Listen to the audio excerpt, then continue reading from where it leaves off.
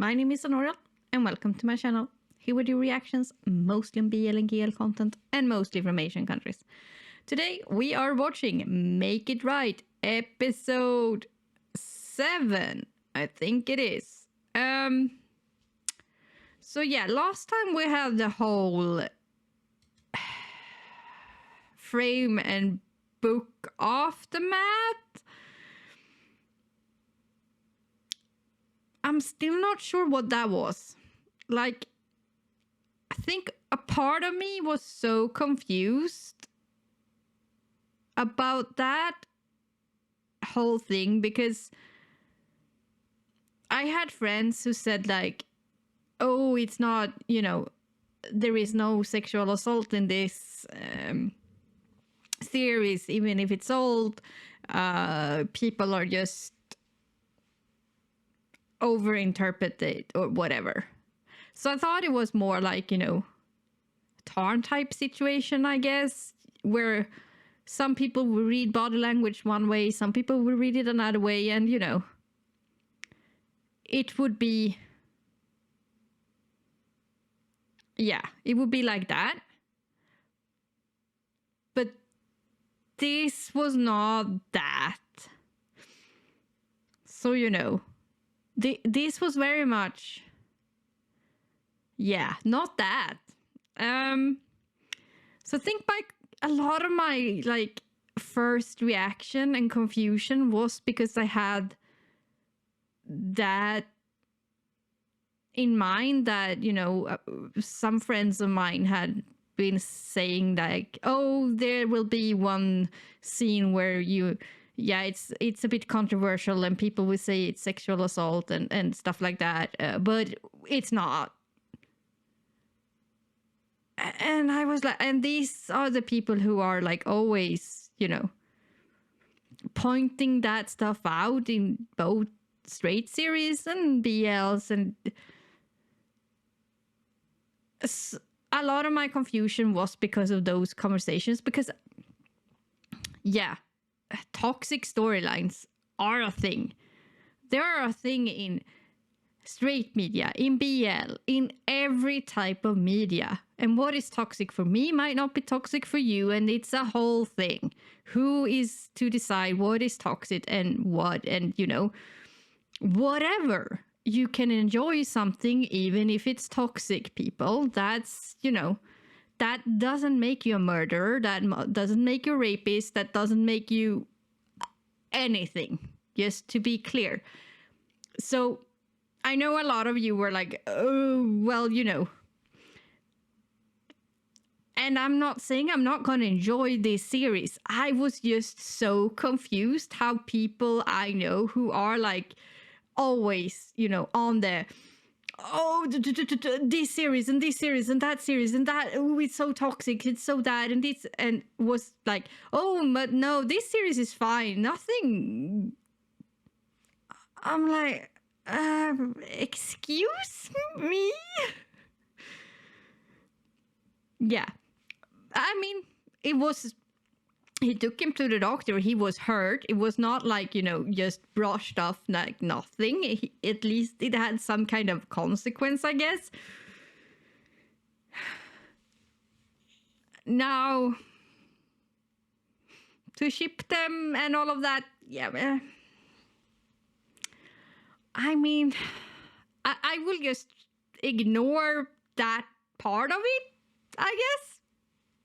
Because it's still Ohm, and he's still a great actor, and I'm probably gonna ship them by the end of this freaking story. Even though it was clearly, sexual assault. Let's not beat about the bushes here, people. It was. No matter what you think, he said no, he clearly resisted. We're not gonna sugarcoat this. It was that. Now, it was a different time. It's a few years. We've been through this. We come a long way. If this series was produced today, we might not even been here. That scene might not have happened. And even if it did, well, it's a series, people. it's a series. How often don't we see equal things in straight series, and then people still ship people? Just saying. And think that, oh, but they're so cute together. Of course they're gonna be together. And you are like sitting there and be like, but he's a rapist. Well, okay then, whatever. So yeah. Don't do it in real life, people. You have always the right to say no, and getting people to hotel rooms and have, with dating apps can be very dangerous. This series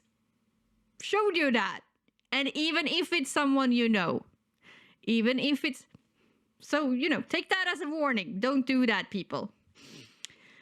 So yeah, that happened. Other than that, we had the whole main couple. They didn't have as much screen time last episode, though. But the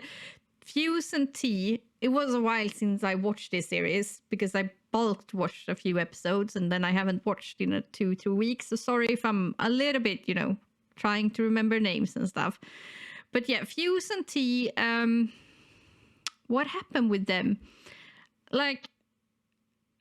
Fuse is together with his girlfriend again. It was the whole T walking in on them when they were kissing. And then the last episode was Fuse trying to make it up to T. He got hurt. They talked a little. He stalked him. At the very end, they were like going back to T's home. And at the very, very end, at the last scene, we saw them like lying on a bed talking. And it seems like they had, sex. And I was confused, I remember, about how did we end up here? But hopefully they might, because sometimes this series does that. It gives you like a scene at the very end, and then this episode will fill in the blanks how we got there. So it's a little bit of a cliffhanger thing. So hopefully that is what is gonna happen this episode. So yeah, let's dive in and see where we're heading. Talk to you afterwards.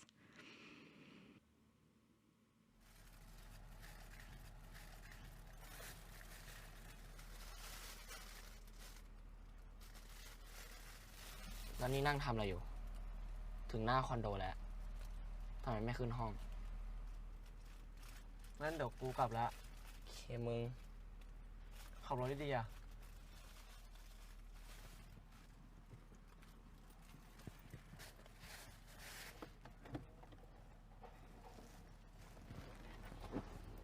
ปิดเชี่ยมึงเล่นอะไรของมึงเนี่ยกูเจ็บนะเว้ยบายทำดี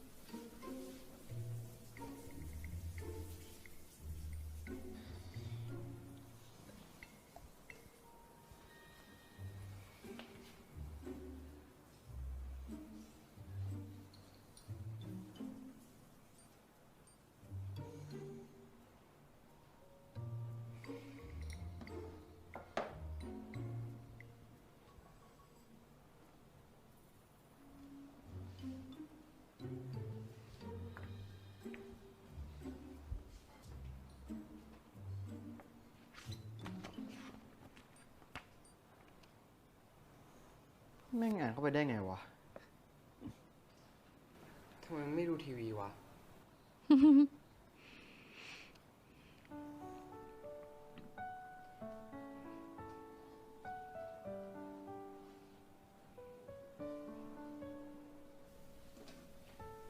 So is this how we ended up like that?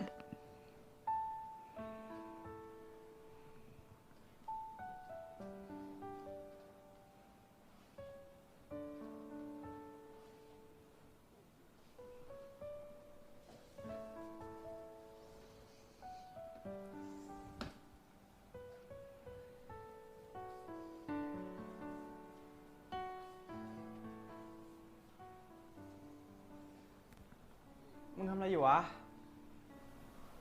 กูทำรายงานฟิสิกส์อะเรื่องของไหล มึงสนใจมาช่วยป่ะ ไหนดูดิ ไอรายงานปลาไหลอะไรตั้ง70 หน้า กวนตีนนะมึง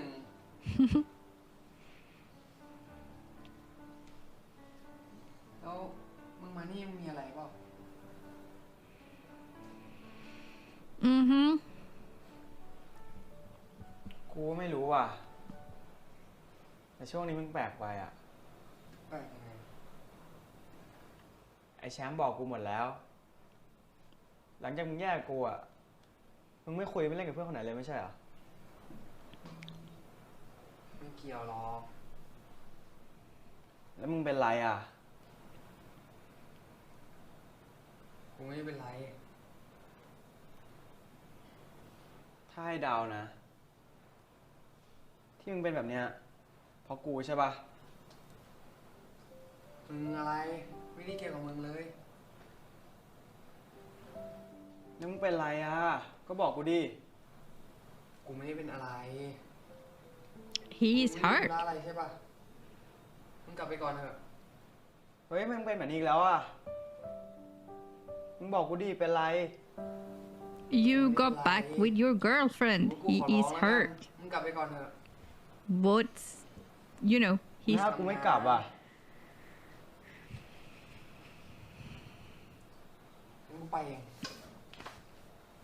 เฮ้ย ทำอะไรของมึงวะ เวลาที่กูอยู่กับมึงที่อยู่ใกล้ๆมึงอะกูไม่อยากเสียเวลานี้ไปเลยเว้ย So that's how we ended up there.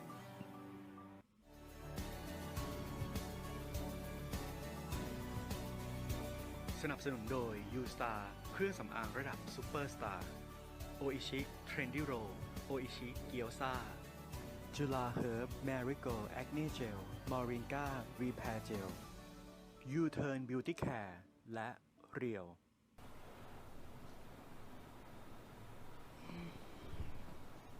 มึงอะเป็นเชี่ยอะไร กูบอกเราไม่ได้เป็นอะไร ปล่อยดิ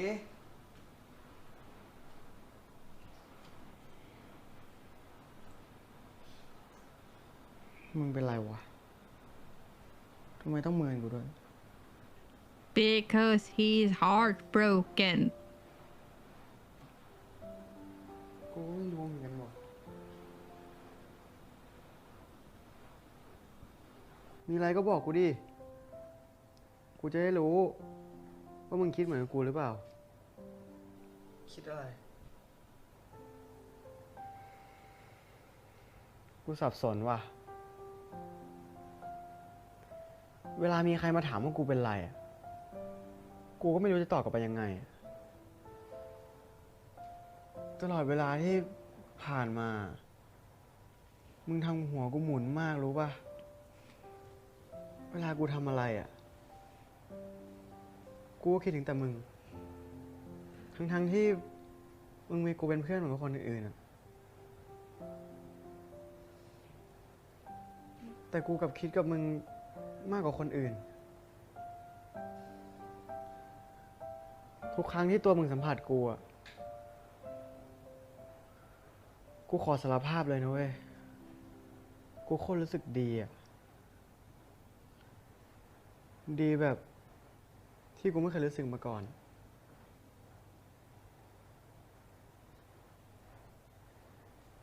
แต่กูก็รู้ว่ามึงก็แค่อยากแกล้งกูเล่นเฉยๆ กูเลยไม่แสดงออกมาไง แต่ตอนเนี้ยกูไม่ไหวแล้วเว้ย ข้างในกูจะระเบิดออกมาแล้วอะแล้วยิ่งการที่มึงไม่คุยกับกูอีกอะมันทำให้กูเจ็บมากรู้ป่ะฟิวกูอยากบอกว่า กูรู้สึกไม่ต่างจากมึงหรืออาจมากกว่ามึงด้วยซ้ำ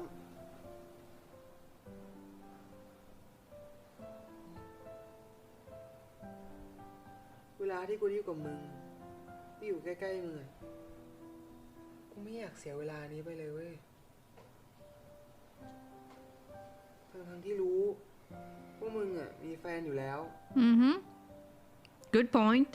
แถมกูกับมึงก็รู้จักกันมาตั้งนาน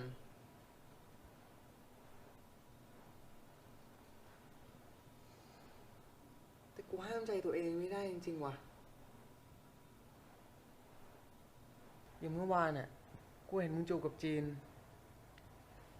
กูยิ่งรู้สึกแย่มากเลยที่ไม่มีสิทธิ์อะไรในตัวมึง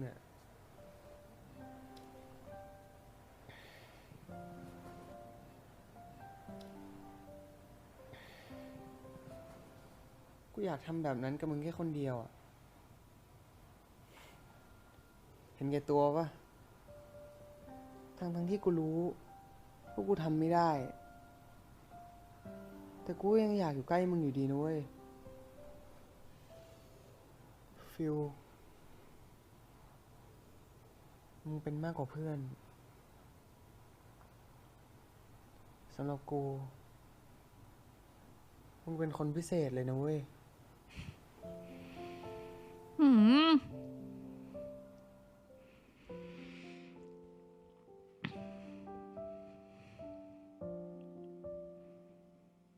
Maybe break up with the girlfriend.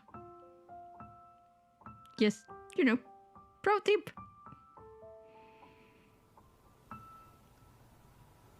คืนนี้ให้กูเป็นของมึงนะ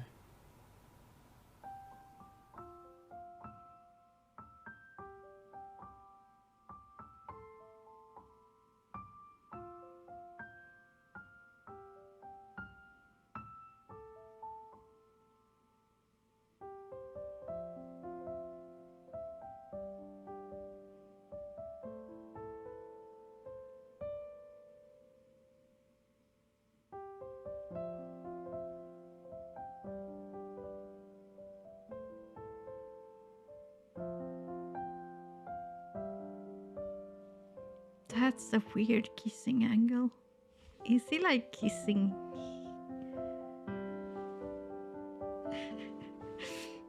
I don't know.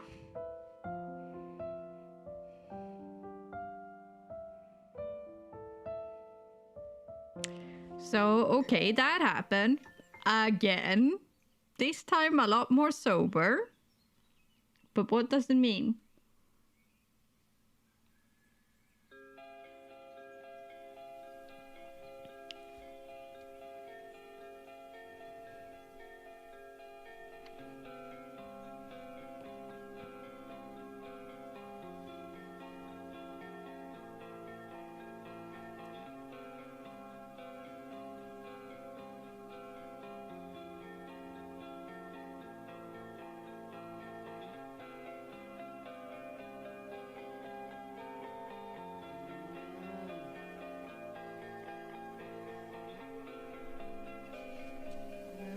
ทีปล่อยนอนอย่ากูจะนอน เฮ้ย เรื่องอะไรเนี่ย มึงตีกูซะแรงเลยนะ แรงๆดีแล้วจะได้เจ็บ ลุกเร็วรีบไปเรียน ไปเรียนอะไร นี่มัน9:30แล้ว มึงจะไปเหรอ ฮะ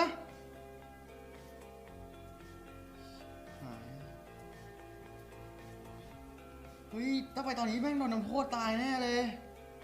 ทวิตพื้นลุกนั่งกูไม่ไหวแน่เลยว่ะ So just skipping the entire day instead. กูว่ามึงอ่ะนอนต่อเหอะได้ข่าวเมื่อคืนจัดหนักมาไม่ใช่เหรอ ไอ้ซานมึงอะหืนปั้มกูทั้งคืนเลย กูได้ถูกใครป้ามึงอ่ะสมยอมเองจะให้กูเล่าปะ มึงหยุดพูดเลยนะ มึงโดนตีนกูแน่ ไม่อยากโดนตีนว่ะอยากโดนอันนี้แทน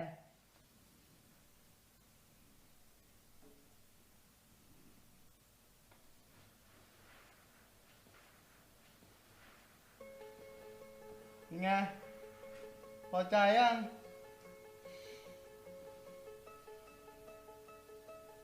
That was not a kiss, that was a sniff. But okay.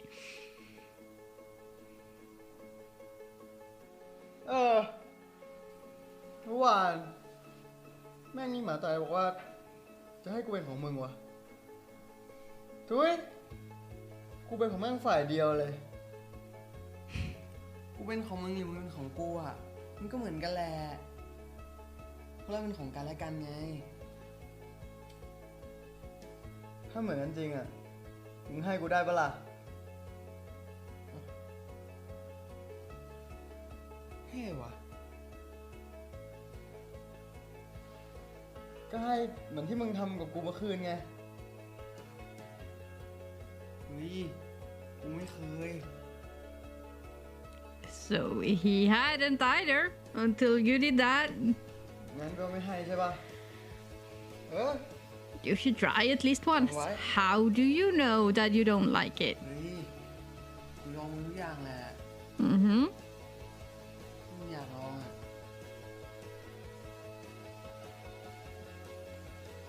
จริงนะ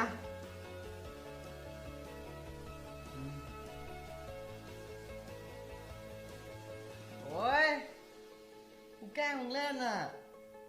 ไม่เป็นหรอก เล่นซะกูตกใจเลยนะมึง โอ้ยไม่ร้องนะมึง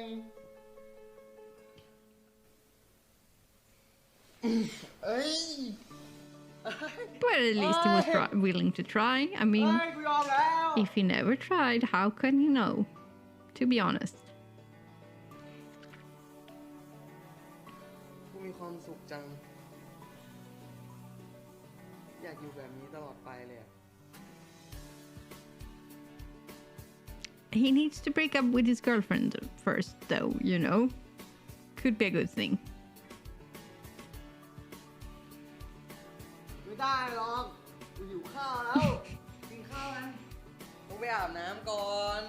เร็วมึงไปก่อนเลย เร็วดิเฮ้ยอย่าอีเฮ้ยมึงไปก่อนเลย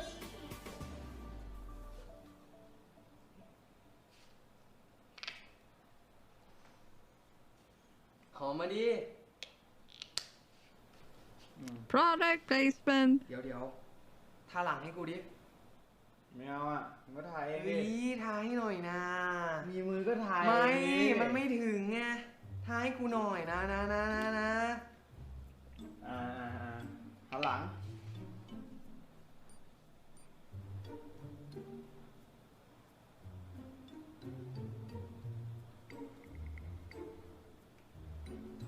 นี่มึงถ่ายทุกวันเลยเหรอวะ อืม หอมดีนะ อืม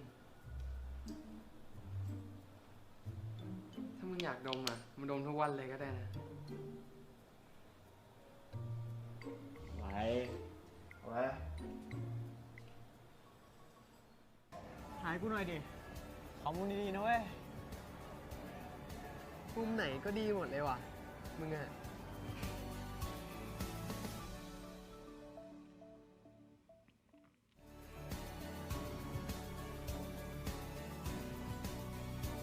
สนับสนุนโดย U Star เครื่องสำอางระดับซูเปอร์สตาร์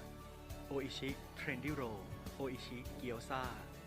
จุฬาเฮิร์บ Marigo Acne Gel Moringa Repair Gel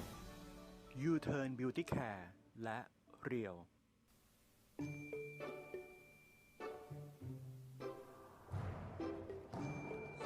มึงเคยอ่านเรื่องนี้ยังนางเอกมันโคตรโมเอะเลยอ่ะน่ารักสัส นึกว่าตามันหวานไปหน่อยวะคิ้วงี้เป็นแหลมเชียกูนึกว่างิ้ว เชี่ยมีจินตนาการหน่อยดิวะมันการ์ตูนนะเว้ย แล้วสาวในการ์ตูนกับแฟนมึงอะใครน่ารักกว่ากันวะ เล่นของสูงแล้วไงก็ต้องแฟนกูดิวะแต่สาว2Dอ่ะต้องเรื่องนี้แล้วเว้ยแม่งน่ารักสุดๆแล้ว มึงทำอะไรอยู่วะ อ่านการ์ตูนมึงอ่านปะนางเอกเป็นคนน่ารักเลย ไม่อะกูสนใจในผู้หญิงจริงว่ะใช่ดิเด็กเยอะนี่มันพูดได้อะ ใครวะพวกกูรู้จักปะ บอกไม่ได้ความลับว่ะ Mm-hmm. บอกไม่ได้ เอาไอ้บุ๊กมานั่งกับพวกกูดิ มาการ์ตูนด้วยกันเปล่านางเอกน่ารักนะ เอ้ยไม่เป็นไรว่ะ กูต้องเอาหนังสือไปส่งที่ห้องสมุดอะ คนอะไรกินน้ำ2 ขวดวะ เฟรมกูซื้อน้ำมาให้มึงอะ เฮ้ย พูดจริงปะเนี่ยเฮ้ยขอบคุณนะ Well, okay. แม่งทำตัวน่ารักอีกแล้วอ่ะ น่ารักเชี่ยอะไรของมึง I'm gonna ignore the fact. ยังเจ็บ อยู่ปะ มึงพูดอะไรเนี่ยเขาก็รู้หมดหรอก มานี่เลย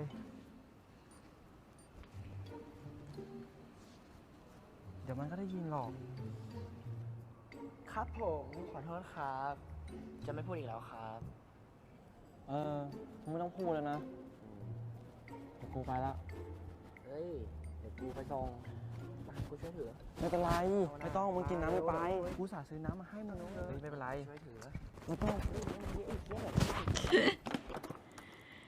He is not helping. กูบอกแล้วไม่ต้อง น้ำมึงอ่ะ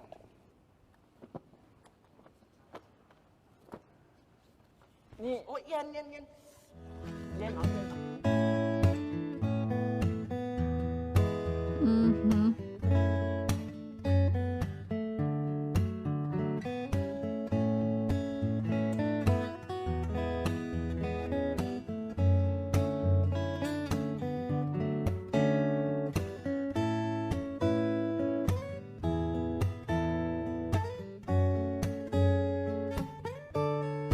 Have they figured it out yet? Who knows? They're a bit stupid around those things.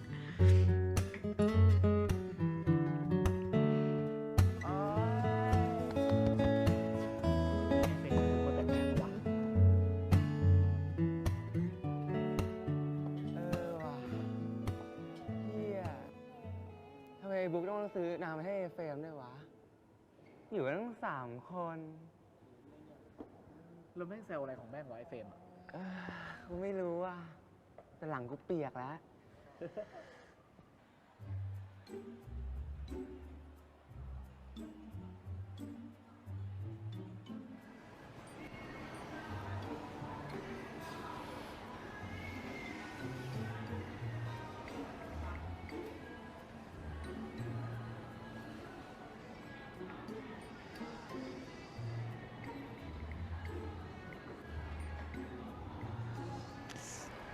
You're being pretty obvious, อะไร dudes. กันวะ สงสัยกูหล่อมั้ง No, because you're like, ข้าพูดนะมึงอะ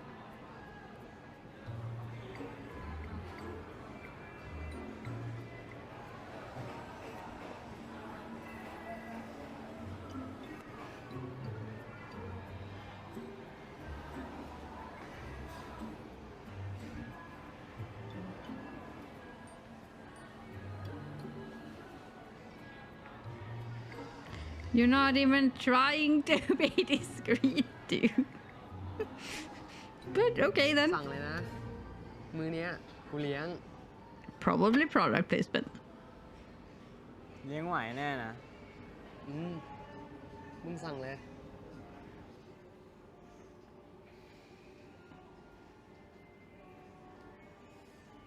พี่ครับ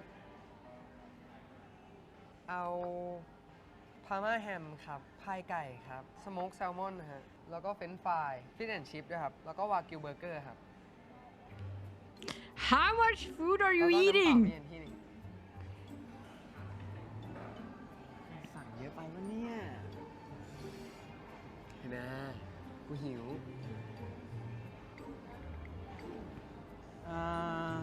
เอาเป็นพาสต้าหอยเชลล์อบชีสครับแค่นี้แหละครับ อ๋อ พี่ครับ เอาสตรอเบอรี่สมูทตี้ด้วยครับ How much food กูรู้ are you eating?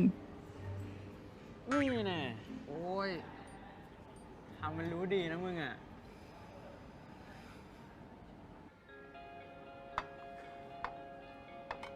โอ้ย น่ากินว่ะ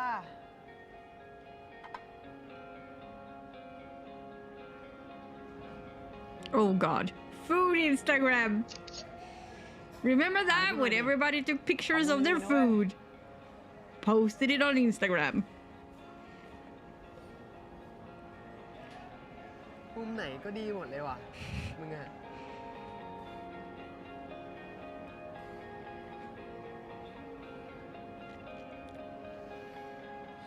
มาดูดิ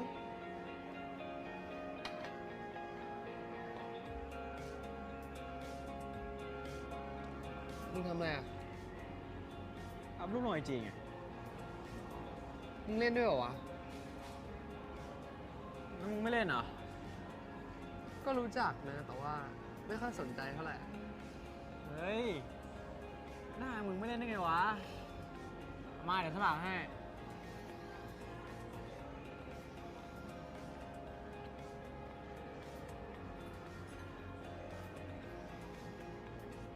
มา เดี๋ยวถ่ายรูปให้มา ยิ้มหน่อยดิ2 นิ้ว 2 นิ้ว 2 นิ้วเร็ว ยิ้มเห็นฟันด้วย เห็นฟัน เออ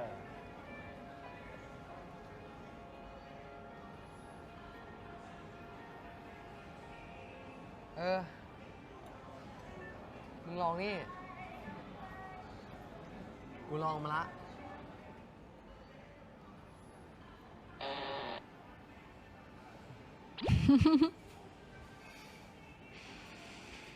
เป็นไง อร่อยปะ หืม อร่อยว่ะ ดีเลย งั้นเอาอีกคำ มึงกินหมดเลยก็ได้นะ กูกินมาบ่อยละ คำเดียวพอแล้ว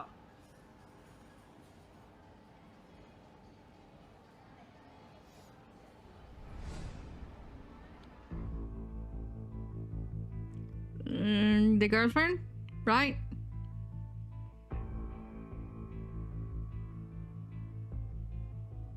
งอนกูอีกปะเนี่ย กูไม่งอนง่ายขนาดนั้นหรอก แค่กูรู้ว่ามึงรู้สึกไงกับกูอ่ะ กูก็ดีใจละ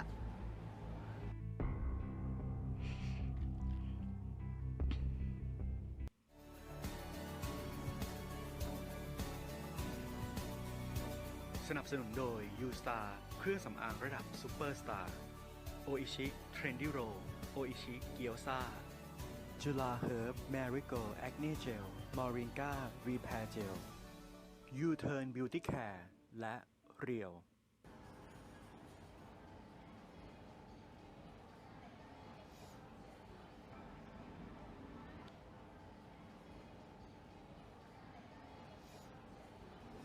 เฮ้ย อะไรวะ มาให้กูกินบ้างดิ แฟนมา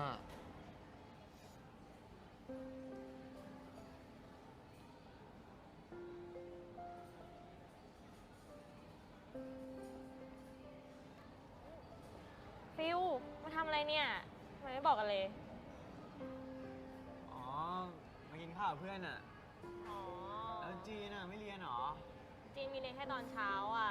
นี่ลืมใช่ไหมเนี่ย นี่ฟิวไม่มีเรียนเนาะ ฟิวมาทำทัวร์นิดหน่อยอ่ะ อ๋อ นี่เพื่อนฟิวปะสวัสดีค่ะ เ เราเคยเจอกันที่บ้านฟิลวันนั้น อ๋อสวัสดีครับ ผมทีนะ อ๋อ พี่ที ถ้าพี่ทีเป็นรุ่นเดียวกับฟิลเนี่ย งั้นจีนก็ต้องเรียกพี่สิ เพราะว่าจีนเด็กกว่าฟิลปีหนึ่งอะ ไม่เป็นไร เรียกทีเฉยก็ได้ เฮ้ย ไม่ได้ จีนไม่ชินอะ จีน หืม นั่งนี้เปล่า อ๋อ ไม่เป็นไรดีกว่าฟิล เดี๋ยวจีนไปธุระกับเพื่อนตรงโน้นอะ อ๋อ โอเค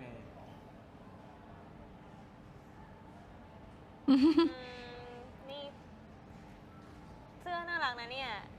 ใส่เหมือนกันอย่างกับคู่รักเนี่ยนี่จีนหึงนะ เออ เออ เออไอเสื้อเหมือนกันเลยว่ะเพิ่งเห็นนะเนี่ย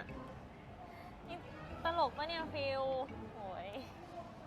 งั้นเดี๋ยวจีนไปก่อนเนาะ โอ ไป เค แล้ว บ๊ายบาย บ๊ายบาย บ๊ายบายค่ะพี่ที You should break up with her. You are not in love with her. ไงงอนกูอีกปะเนี่ย กูไม่งอนง่ายขนาดนั้นหรอก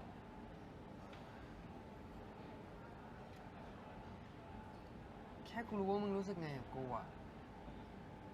กูก็ดีใจละ ให้มันจริงเหอะ เออ แล้วไอจีกูเป็นไงบ้างอ่ะไหนถ่ายรูปพี่ดิ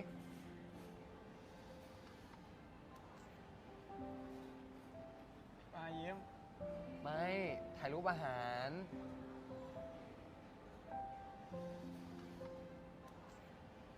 แต่กูว่ามึงน่ากินกว่านะ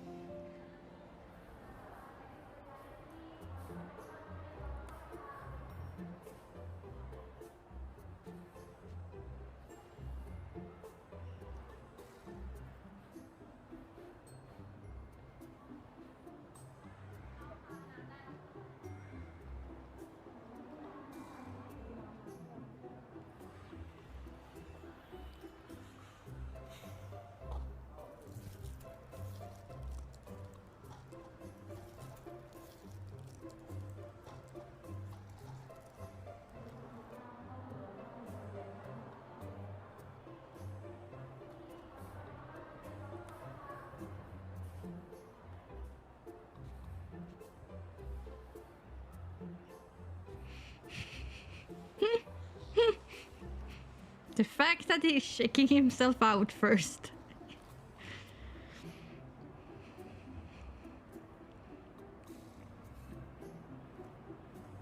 มึงมาทำอะไรเนี่ย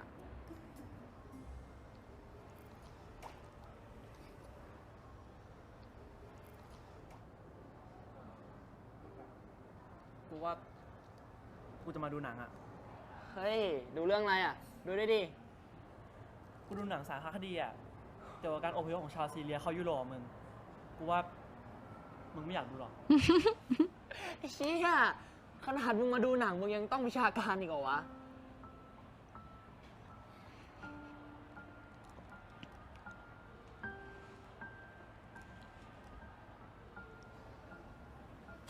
มันก็ไม่ได้วิชาการทั้งหมดหรอก มันก็ให้ทั้งข้อคิดกำลังใจ แล้วก็การแก้ปัญหาต่างๆ อย่างมีประโยชน์นะเว้ย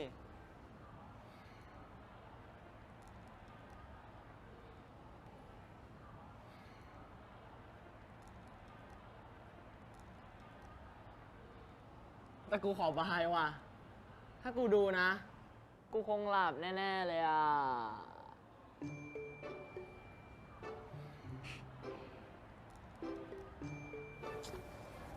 ไม่ต้องเลย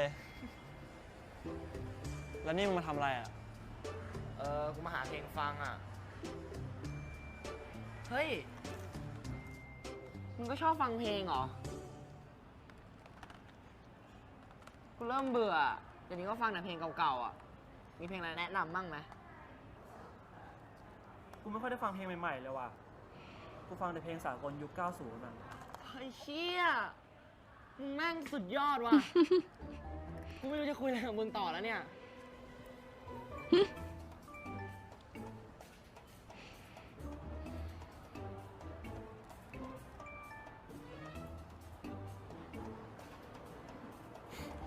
ก็ชวนคุยเหมือนคนที่มึงกำลังคุยอยู่เนี่ย เปล่า กูไม่ได้ชวนเขาคุย เขาเข้ามาคุยกับกูเองอ่ะ เป็นมึงก็ดีเนาะ มีคนเข้ามาให้คุยตั้งเยอะแยะเลย Mm-hmm. ก็กูมันหล่ออ่ะ แต่กูไปดูหนังแล้ว เบื่อคนหลงตัวเองชิบหายเลย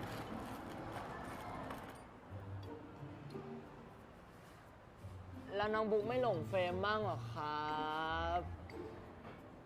ไม่ต้องเลย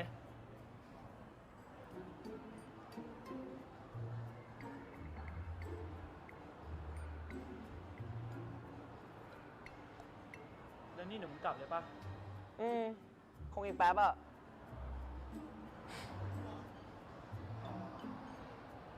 งั้นเดี๋ยวกูดูหนังแล้วกัน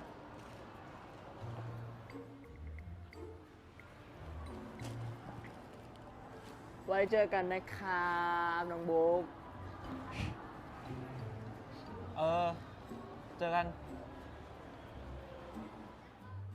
เฮ้ย เดี๋ยวบุ๊กอ้าว ไม่ทันถามเลยว่าการเป็นไงบ้าง ไปซะแล้ว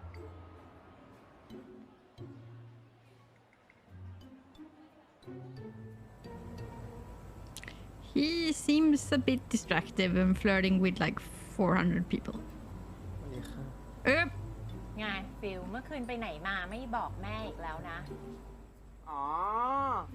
ฟิวไปทำรายงานฟิสิกส์มาครับเรื่องของไหลอ่ะ ใช่ปะ ใช่ครับ เมื่อวานไปทำรายงานมา ทั้งคืนเลยครับ เหนื่อยมากเลยอะครับ ไม่ต้องเน้นขนาดนั้นก็ได้มั้ง แล้วเนี่ยเพื่อนฟิลใช่ไหมจ๊ะ แม่กำลังจะทำข้าวเย็นพอดีเลย เดี๋ยวอยู่ทานข้าวเย็นด้วยกันก่อนนะจ๊ะ อ๋อดีเลยครับคุณแม่ เพราะว่าวันนี้ขอนอนค้างบ้านฟิลด้วยนะครับ เพราะว่าทีเตรียมชุดมาแล้วด้วย ได้สิจ๊ะ มีเพื่อนมานอนที่บ้านบ้างอ่ะฟิลก็จะได้ไม่เหงาเนาะ กูขอนอนค้างบ้านนุ้ย ก็มึงขอแม่กูแล้วนี่ มีรับลมคมในอะไรกันหรือเปล่าเนี่ยสองคนเนี้ยกระซิบกระซาบเชียร์ เปล่าครับ โอเค งั้นเข้าบ้านกันเถอะลูกปะ Does mom know? I mean, look at them. They're not very discreet จ้า at ลูก all. ๆหิวกันแย่แล้วเนาะ แต่เดี๋ยวก่อนที่เราจะกินอาหารเย็นวันนี้ แม่มีเซอร์ไพรส์ค่ะ วันนี้คุณพ่อไปประชุมที่เขาใหญ่ เพราะฉะนั้นพรุ่งนี้เราจะตามไปหาคุณพ่อกันค่ะ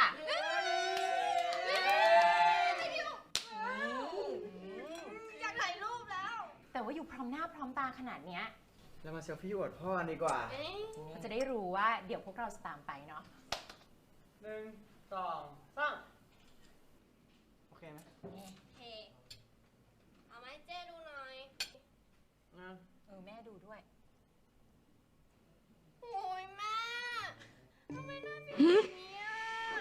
ถ่ายใหม่นะ โอ้มุมไม่ดีเลยฟิวแกแหละแกถ่ายไม่ดีก็มันดีอะนะแม่ดูดิถ่ายใหม่ ถ่ายใหม่ถ่ายใหม่ เฮ้ยมาแต่เดี๋ยวก่อนค่ะพี่ขอแต่งหน้าแป๊บเดียว โอ้ยเจ๊ เดียว แค่นี้ต้องแต่งหน้าด้วยเหรอเนี่ย ลูกแม่ต้องสวยเสมอลูก Product placement. นี่ถ้าไม่มีตัวนี้ไม่สวย ก็เลยใช้ตัวเดียว เรียบร้อยค่ะ มาถ่ายต่อค่ะ เดี๋ยวก่อนค่ะ ฮะ แม่มีอาวุธลับค่ะ ทุกคนพร้อมไหม1 2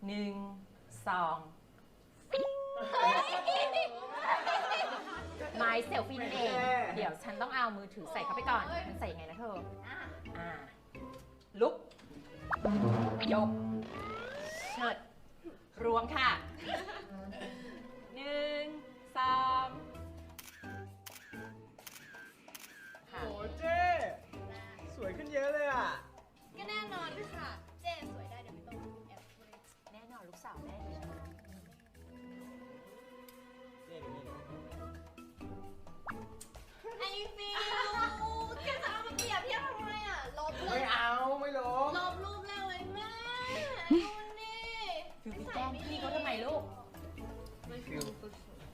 รูปให้กูด้วยดิ นี่อันนี้นะอาจจะเค็มไปนิดนึงกินกับแกงจืดลูกอร่อยมีฉันทำเลยอันนี้ก็อร่อย ดี กินเยอะๆกินเยอะ เดี๋ยวกูส่งให้พี่แดนดู ไข่เจียวก็อร่อยเวลาเนี้ย มุกให้เราไปส่งนะ ไม่เป็นไรอ่ะ เดี๋ยวเรากลับเองดีกว่า ให้ไปส่งแล้วเหรอ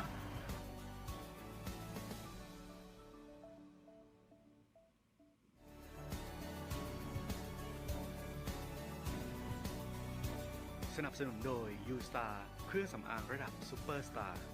โออิชิ Trendy Roll โออิชิเกียวซาจุฬาเฮิร์บ Marigold Acne Gel Moringa Repair Gel U-Turn Beauty Care และเรียว ฟิลส่งรูปให้กูด้วยดิ ๆนี่อันนี้นะอาจจะเค็มไปนิดนึงกินกับแกงจืดลูกอร่อย ไม่ได้ล้างมือเหรอ มีฉันทำเลยอันนี้ก็อร่อย ดี กินเยอะๆกินเยอะ เดี๋ยวกูส่งให้พี่แดนดู ไข่เจียวก็อร่อยเวลาเนี้ย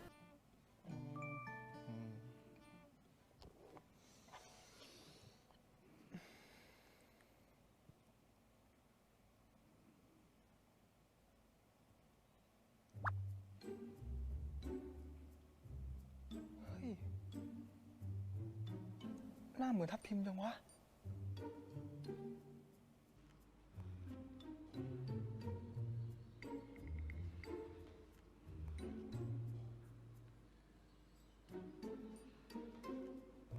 More product placement. A lot of makeup product placement this episode, but you know, it's been a thing in BLs for the longest time.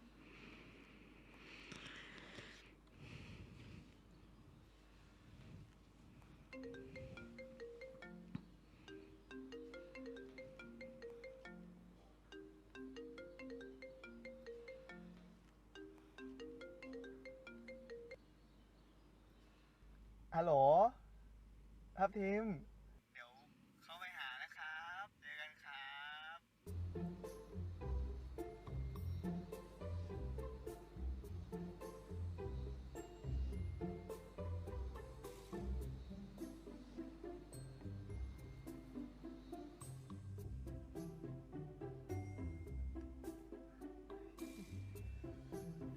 เก่าแล้วรักเก่าแล้วหลงเก่าแล้วรักเก่าแล้วหลงเก่าแล้วรักเก่าแล้วหลงเก่าแล้วรักเพี้ยง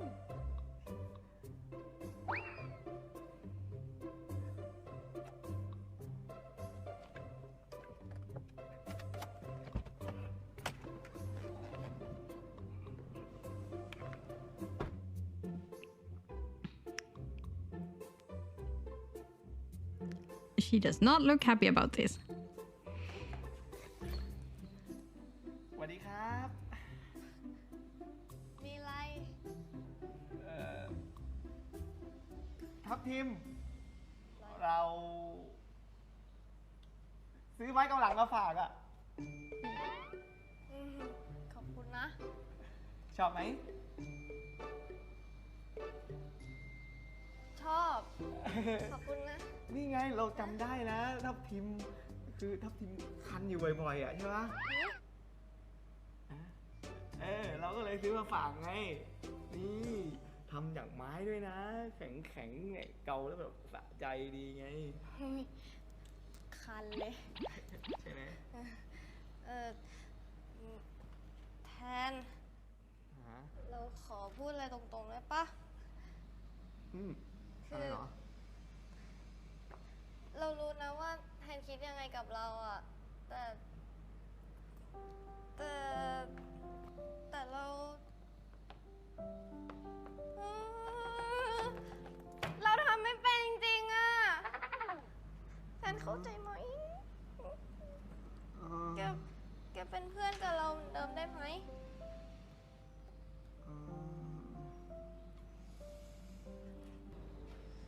ทับทิม ขอโทษที่ทำให้อึดอัดนะ ไม่ เราไม่ได้อึดอัด แต่ว่า เราแค่ไม่รู้ว่ามันต้องทำยังไง You look really uncomfortable. แกโอเคใช่ไหม โอเค เฮ้ย ฮะ คัน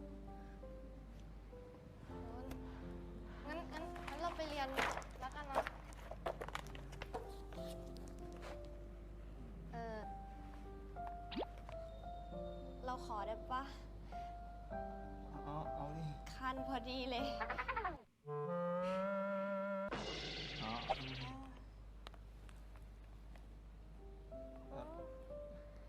เรา ดีอ่ะ เราเกาให้ไหม อุ้ยไม่เป็นไร เราถนัดทำเองอ่ะ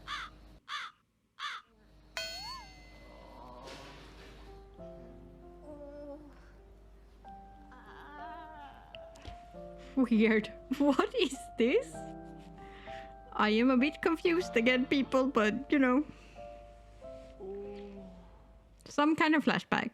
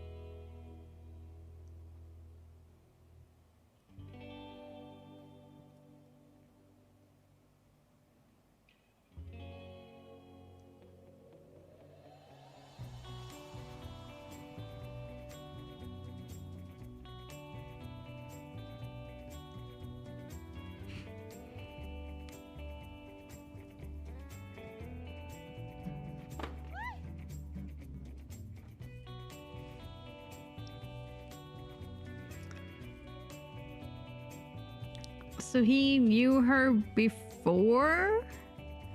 And she was like socially awkward?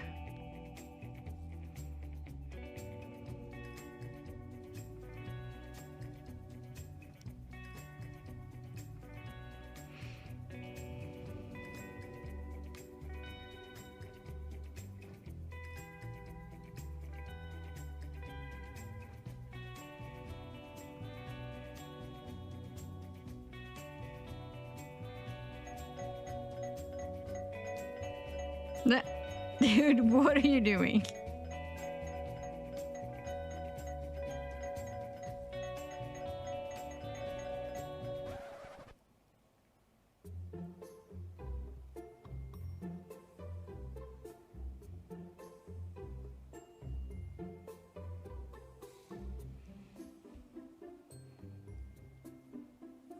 Ừ. ยังไม่ตื่นกันเลยอ่ะ แต่บอกว่าถ้านายมาให้เอามาให้ด้วย ครับก็ผมก็ย้ำแล้วย้ำหาแล้วว่าแบบไอ้ทีเนี่ยก่อนออกจากบ้านเนี่ยหยิบกระเป๋าผมไปอะไรอย่างเงี้ยมันก็ยังหยิบไปจนได้ ใช้กระเป๋าย้อนวัยว่างั้น ครับ ไปเนี่ยนะ Socially awkward. มีอะไรช่วยไหมครับ ช่วยได้เหรอ ได้ ว้ายมุก เฮ้ยว่ะ เออ ฉันพามาไปหาหมอมา เฮ้ยอาม่าแกเป็นอะไรวะ แล้วพ่อจะเป็นอะไรอ่ะ เป็นหมอ ฉันก็พาอาม่าไปหาลูกตัวเองมาไง แหมอาม่าแกจะทำอะไรก็ได้เนาะ เร็วๆเลยมาก็ช้า ฉันแพ็คของไม่ทันแล้วเนี่ย อ๋อ นี่มุก และนี่ก็แทน สวัสดีครับ อืม เดี๋ยวช่วยนะครับ แล้วเดี๋ยวแทนไปส่งของเพื่อนๆแกนะ ใช่ได้ใช่ไหมคะ ได้ครับได้แน่นอนครับ ยกไหวไหมคะ ไหวครับไหวครับ ไหว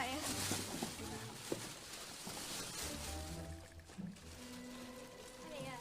บ๊ายบายค่ะ เจ๊ คะ ดอกใหญ่มากเลยอ่ะชอบ คะ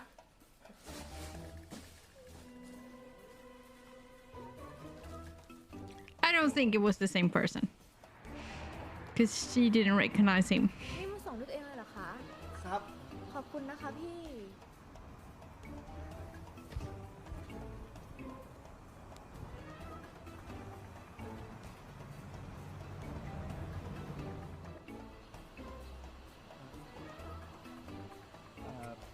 มุก ให้เราไปส่งนะ ไม่เป็นไรอ่ะ เดี๋ยว เรากลับเองดีกว่า อ๋อ โอเค ได้ งั้นเรากลับนะ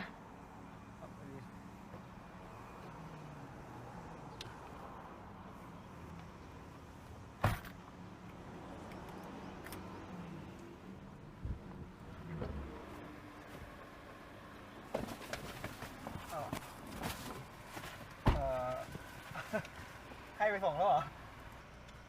ก็ไหนว่าจะไปส่งไง โอเค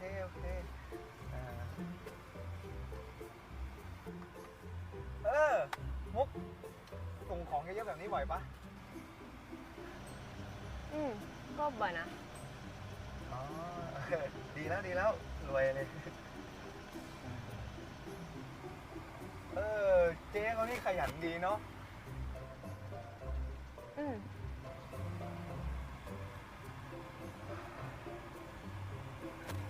มุก คือว่า เจ๊เขามีแฟนปะ จอด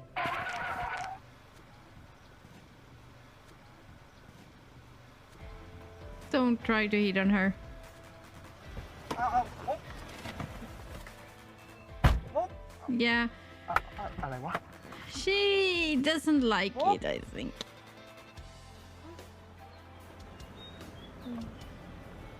สงสัยเจ๊จะยังไม่มีแฟนวะ ดีไหนจ้ะ Dude.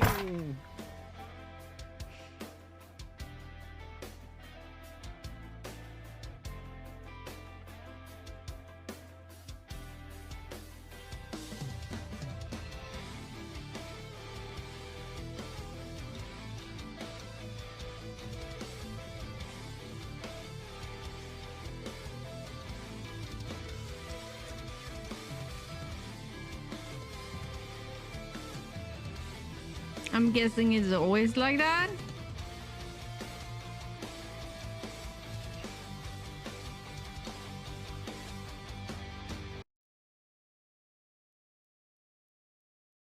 I'm still confused over all the side characters that is going on, who they are, and yeah. Mostly I'm gonna ignore them because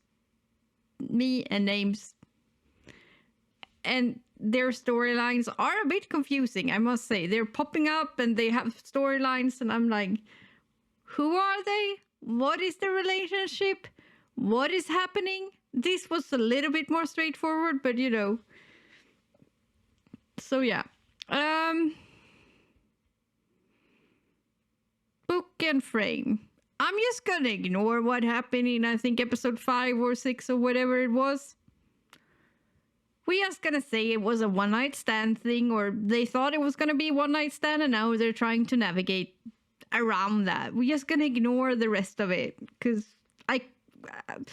otherwise I can't deal with it. So yeah,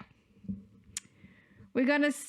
we talked it through in the beginning of this episode. Now we're just gonna keep on moving like that didn't happen. I think that's for the best, so we can enjoy the rest of the story without being, I don't know how I feel about this. Because we do it in straight series all the freaking time. So why can't we do it in a BL? We pointed it out. We talked about it. Now let's move on. So yeah, there are tens. They don't know how to navigate. Frame is still flirting with people on the internet. I don't know what they are. They are teenage boys. That's what they are. With confusing... They're probably a bit confused about their own, you know, what that meant and all of that too. So, yeah. Then we have Fuse and T. First of all, Fuse, dump that girlfriend. You don't like her anymore. You confessed your feelings for a boy. Like, okay, you can love more than one person. I am all for it. But I don't think this is that kind of series. So, you know, you should dump that girlfriend. Or at least talk to her. because what you're doing now is not fair to anybody. And I feel a bit sad for T. He's, you know, he's caught in the middle. And they were, yeah, they were not really, you know, they were kind of out there. I get why people in the mall were looking at them. Mom should definitely know that something is up. Like, come on now. Come on. Definitely. I don't know. The girlfriend seems to be in a bit of denial, but she should also figure out that something is up after that. Yeah. I mean, it's cute. It's I say this all the time. It's kind of fun to watch this series now and realize how far the actors who are in this has come and how far BL as a genre has come, and it's kind of, you know, I wouldn't say it has a nostalgic feel to it because it wasn't made to have a nostalgic feel to it, but at the same time it has, yeah. I don't know, it's just, it kind of, if you keep in mind when this was made, it still works. Like, it still works. It's not, you know, it's not the worst series I watched, which is kind of fascinating considering its age. So yeah, I would say that it's a fascinating experience to watch these old series now when I kind of missed them the first time around. I was more into Japanese manga and anime when this was released. So I kind of missed the whole live adaptation train. I heard about it, but, you know, I got into the game of watching live adaptation BL series 2 years after this was produced or something like that. So, you know, yeah, I kind of missed this one. And then I watched like everything that Thailand has produced up until this year because, oh my god, there's been so many series this year. So that wasn't even possible. So to see where, I know Lovesick was probably before this, right? But they were pretty equal. Like, I think it's a half a year or a year between them. So this is kind of where it started, which is fascinating. And to think about the age of the actors when they recorded this, I mean, if they did it today, can you imagine the international fans, especially the American fans, the Purity fans, like, oh my god, the rage over the age of the actors would have been insane. I mean, for me, it's pretty normal. I'm Swedish. The age of consent is 15 here. We know people have sex at the age of 15. We kind of, you know, I mean, I wouldn't say parents support it, but everybody knows about it. And they make damn sure you know what birth controls and condoms are. So you don't get pregnant, and how you get pregnant, and STDs, and it's a whole thing in school. You have like 2 weeks of education when you're 14 about it, and you talk about it when you're 11 the first time in school or something like that. Yeah, so, you know, it's a whole thing. I don't think there is any Swedish person at the age of 15 that goes to public school that doesn't know what a condom is and how sex works. And I know I was like the first age group where we started to talk about other things than straight sex as well. And I know that is a big part of the curriculum now, how that works and how you are safe and how you don't get hurt and stuff like that. So, yeah. For me, this is not weird. But I could just imagine if this was produced today, what the international fandom would have said. I can just see it on Twitter. Like, I was here during the KP era. Now, that was, you know, an age gap in real life too, but here they are closer in age, but still. Oh my freaking God. People would have raged. I am pretty happy this was produced before that, before, you know, that whole craze came to be. And we can enjoy it now. Us that doesn't really care about it because they're actors. And age of consent in Thailand is 15.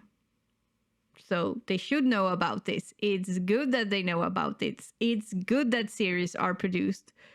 with the right aged actors so young adults can relate to this and know it's okay. Well, you know, except for the whole